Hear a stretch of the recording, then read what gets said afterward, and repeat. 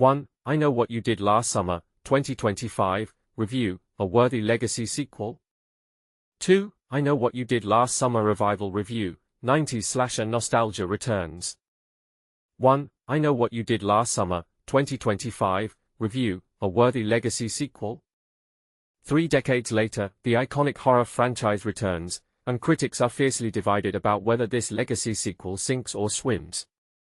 I Know What You Did Last Summer, 2025, has unleashed its first wave of reviews, revealing a blood-soaked nostalgia trip that's sparking passionate debates across the horror fandom.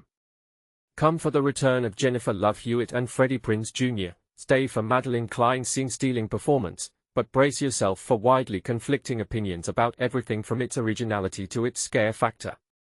Let's break down what critics are saying. Is it worth your time? Director Jennifer Katin Robinson delivers a slick, self-aware slasher that proudly wears its 90s roots. Some hail it as a surprisingly clever homage. Alison Foreman, IndieWire, calls it the catch of the season, while B.J. Colangelo, Slashfilm, applauds its gleefully self-aware balance of old and new. But here's the controversy: others slam it as a hollow imitation. Tyler Tang, discussing film, brutally calls it smug, manufactured, and self-satisfied, arguing it's a lazy cash grab banking on nostalgia rather than fresh ideas. How does it stack up against the originals? Buckle up, because this is where opinions explode. Matt Singer, Screen Crush, boldly claims it's at the best in the franchise, praising its modernized tension and gore. Yes, you see the harpoon kills this time. B.J. Colangelo euphorically declares, Divas, we are UP.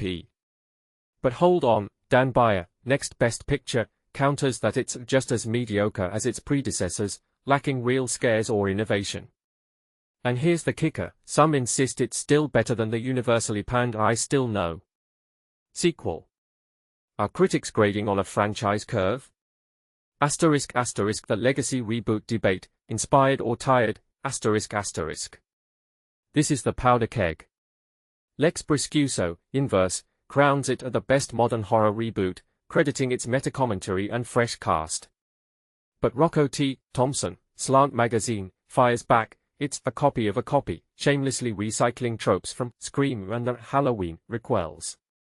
Worse? Sean Bowerman, Fandom Wire, notes it adds 0 new themes, a huge missed opportunity.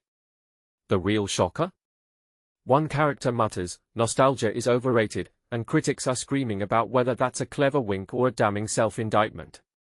The scare and gore factor.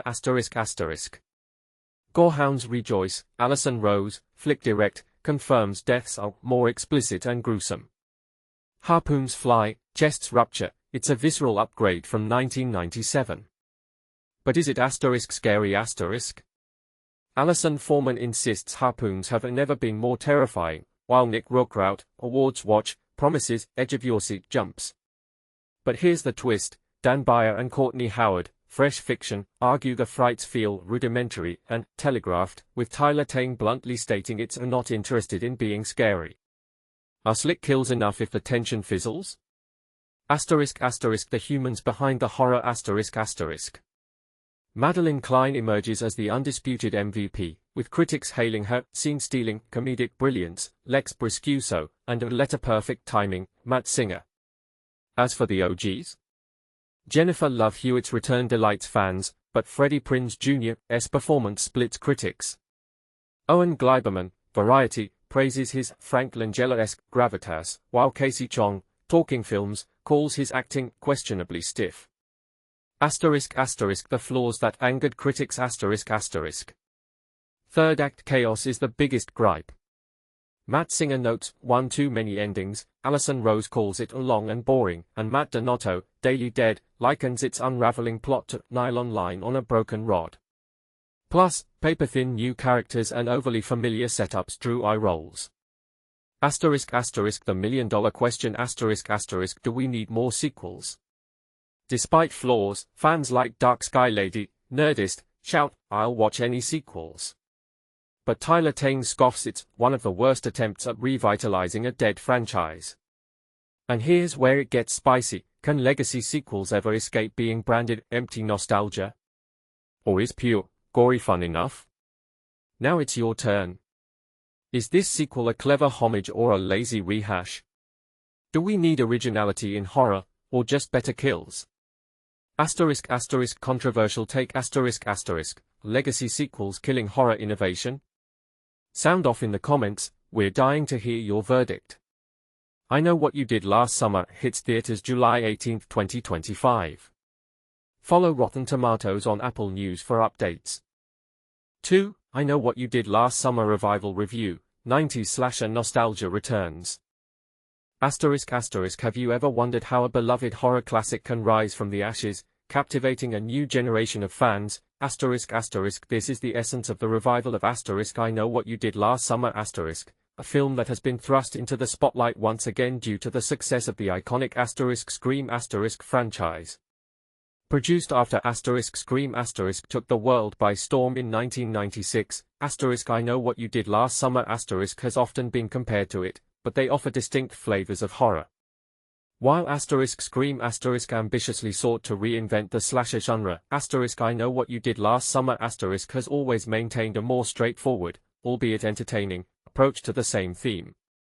However, as a series, it quickly devolved into the kind of cliché that asterisk Scream asterisk cheekily mocked. Initially, audiences were treated to a sequel set in the Bahamas titled asterisk I Still Know What You Did Last Summer, asterisk followed by an uninspired, straight-to-video third installment, asterisk I'll Always Know What You Did Last Summer, star. As a result, interest waned, and, eventually, so did the popularity of slasher films in general. This all changed as Hollywood revived its obsession with 90s nostalgia, just as asterisk Scream asterisk celebrated its comeback with 2 successful sequels and a third film on the horizon. Asterisk I Know What You Did Last Summer asterisk has resurfaced, attempting to reclaim its place among the pantheon of teen horror while inhabiting asterisk Scream's asterisk shadows. With lowered expectations, audiences might just find a fun yet cheesy experience.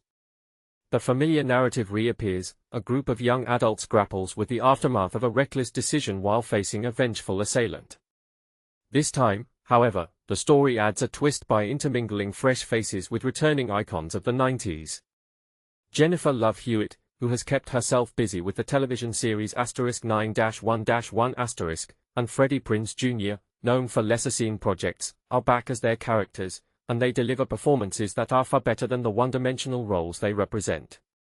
Interestingly, Love Hewitt's character, Julie James, has transformed from a traumatized teen into a college professor, echoing the evolution seen in Jamie Lee Curtis's Laurie Strode from the asterisk Halloween asterisk series, who also took on a more complex role as an adult in asterisk Halloween H20 star. Julie is called back to her hometown of Southport when a group of 20-somethings receives an ominous note, year after an accident that could have been avoided. The newer cast, featuring rising stars like Chase Sway Wonders, Madeline Klein from asterisk Glass Onion asterisk, and Tony nominee Sarah Pigeon, present characters that are perhaps more robust than the roles they are cast in, although their chemistry suffers from a lack of tension, given the absence of the tragic loss of adolescence and a somewhat misguided take on the initial incident. The film's director and co-writer, Jennifer Katin Robinson, known for her sharp teen comedy asterisk Do Revenge asterisk, tries to twist expectations but at times overcomplicates the narrative, failing to satisfactorily explain why the friends didn't admit their mistakes right from the start. Nevertheless, Robinson acknowledges the previous film's cleverly crafted narratives that were deceptively serious, and her adaptation boasts a polished aesthetic that feels like a legitimate film, contrasting starkly with the recent asterisk Scream asterisk, which had the raw look of a Netflix production. While the humor sprinkled throughout, centered around themes like guided meditation and astrology, sometimes falls flat and comes off as too regionally specific, it manages to stay afloat without becoming overwhelmingly annoying. The original movie had its share of genuinely thrilling moments, like the unforgettable final chase scene featuring Sarah Michelle Gellar, which kept viewers at the edge of their seats. This time around, the film trades suspense for gore, exhibiting a series of grisly deaths that seem out of sync with the rest of the movie's rhythm. Robinson appears more adept at navigating the soapy mystery aspects, tapping into the franchise's roots in young adult literature, with a plot that progresses like a Scooby-Doo episode, complete with a character referencing that very show. Despite a finale that lacks the expected suspense due to its daylight setting, the outrageous twists nearly compensate for this shortcoming. Fans will find a peculiar charm in the overtly niche references and callbacks, confidently aimed at a select audience as if to say, you know what we're talking about. The film includes not just a surprise cameo in a dream sequence but also a mid-credits scene that verges on wild fan fiction, arguably targeting fans who were teens during the original's heyday. There's been chatter suggesting that younger audiences may not fully grasp what transpired last summer, while older fans might not feel compelled to engage. As a result, it's plausible that this film will remain little more than a quirky footnote in pop culture. Yet, in an era dominated by nostalgia, with anticipated reboots of classics such as *Clueless*, *Legally Blonde*, and *Urban Legend*, Robinson's creation, while not exactly essential, offers an unexpectedly delightful experience that doesn't require pretense to entertain. So, while there might not be a sequel in our immediate future, I Know What You Did Last Summer surely serves as a fitting, entertaining final chapter for those who remember its storied past. I Know What You Did Last Summer will grace Australian cinemas on July 17 and will be available in theatres across the US and UK on July 18.